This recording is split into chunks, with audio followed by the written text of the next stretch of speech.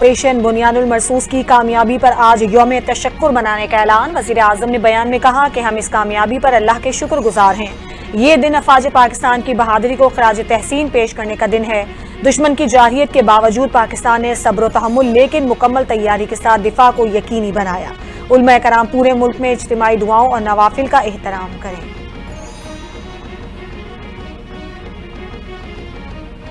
پاکستان اور بھارت کی مضبوط ثابت قدم قیادت پر بے حد فخر ہے۔ پاکستان اور بھارت نے دانشمندی، ہمت اور بصیرت سے صورتحال کو سمجھا۔ امریکی صدر ڈونلڈ ٹرمپ کہتے ہیں دونوں ممالک نے سمجھا جارحیت روکنے کا وقت آ چکا ہے۔ تنازع میں لاکھوں معصوم لوگ مارے جا سکتے تھے۔ فخر ہے امریکہ تاریخی اور جرأت مندانہ فیصلے تک پہنچنے میں مدد کر سکا۔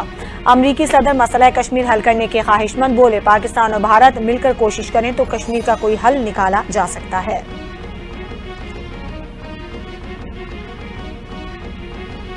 جنگ بندی معاہدے پر مکمل عمل درآمد کے لیے پرعزم ہیں۔ چند علاقوں میں بھارتی جارحیت کے خلاف پاکستان تحمل کا مظاہرہ کر رہا ہے۔ ترجمان دفتر خارجہ کا بیان کہا جنگ بندی کے نفاذ سے متعلق امور مناسب سطح پر رابطے کے ذریعے حل ہونے چاہیے۔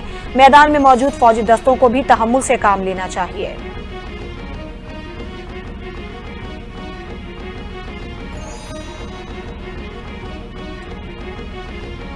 مسلح افواج کی جوابی دفاعی کارروائی سے بھارت کا غرور خاک میں مل گیا۔ بھارت کا خیال تھا پاکستان کو رگڑا دے کر اپنی شرائط پر لائیں گے۔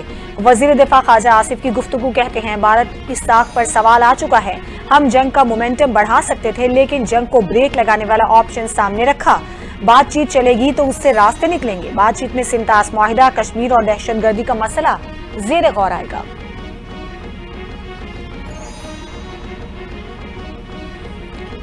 وہ بھارت جو کہہ رہا تھا ہم بات چیت نہیں طاقت کے ذریعے مسئلہ حل کریں گے، پاکستان کے جوابی حملوں کے بعد سیز فائر کے لیے تیار ہوا۔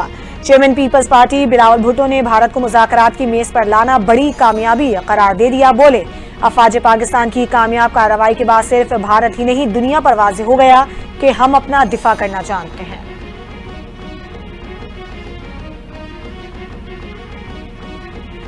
امید ہے پاک بھارت جنگ بندی دیرپا ہوگی۔ پاک بھارت جنگ بندی کے لیے امریکہ نے بہترین کردار ادا کیا۔ برطانیہ میں پاکستانی ہائی کمشنر ڈاکٹر محمد فیصل کا بیان کہتے ہیں پاک بھارت جنگ بندی کے لیے امریکہ اور دیگر دوست ممالک کے کردار کو سراہتے ہیں۔ پہلگام واقعے میں جو بھی ملوث ہوا اسے سزا دی جانی چاہیے۔ بھارت کو ثابت کرنا ہوگا کہ دہشت گردی کا واقعہ پاکستان سے ہوا۔ ایسا نہیں ہو سکتا کہ آپ خود جج بنیں اور فیصلہ کر کے بمباری شروع کر دیں۔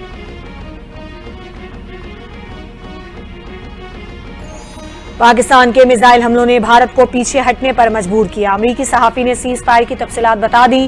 بھارتی حملے کے بعد پاکستان نے بھارت پر نہ رکنے والے میزائلوں کی بارش کر دی۔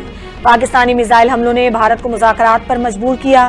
سی این این کے نک رابرٹن کا انکشاف کہا پاکستان نے دفاع میں زبردست رد عمل دیا۔ سعودی اور ترک حکام سے رابطے کے بعد معاملہ حل ہوا اور سیز فائر ممکن ہوا۔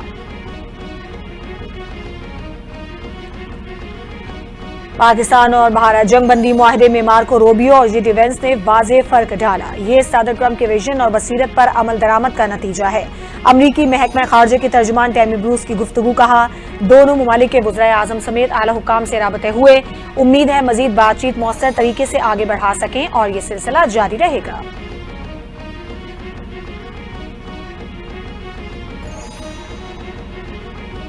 آئندہ مالی سال کا بجٹ 2 جون کو پیش کیا جائے گا۔ آئی ایم ایف کے مطالبے پر درآمدی گاڑیاں سستی کیے جانے کا امکان۔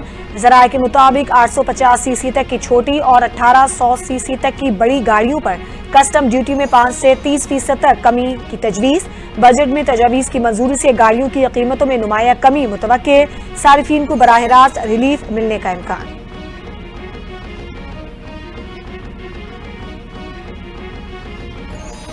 پاک بھارت جنگ بندی اور فلائٹ آپریشن بحال ہونے کے باوجود پروازوں کا شیڈیول بری طرح متاثر۔ ملک بھر کی 150 پروازیں منسوخ، درجنوں پروازیں غیر یقینی صورتحال کا شکار۔ رپورٹ کے مطابق کراچی کی 45، لاہور کی 38 اور اسلام آباد کی 40 پروازیں منسوخ ہوئیں۔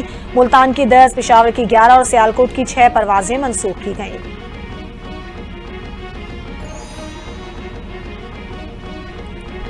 روس اور یوکرین کے درمیان 3 روزہ جنگ بندی کا اختتام۔ روسی صدر ولادیمیر پوٹن نے یوکرین کو براہ راست مذاکرات کی نئی پیشکش کر دی۔ روس اور یوکرین کے درمیان براہ راست امن مذاکرات 15 مئی کو ترکی کے شہر استنبول میں منعقد ہوں گے۔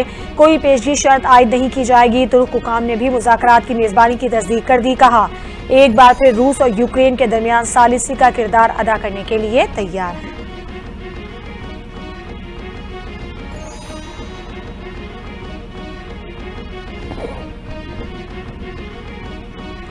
اور بنگلہ دیش کرکٹ ٹیم کے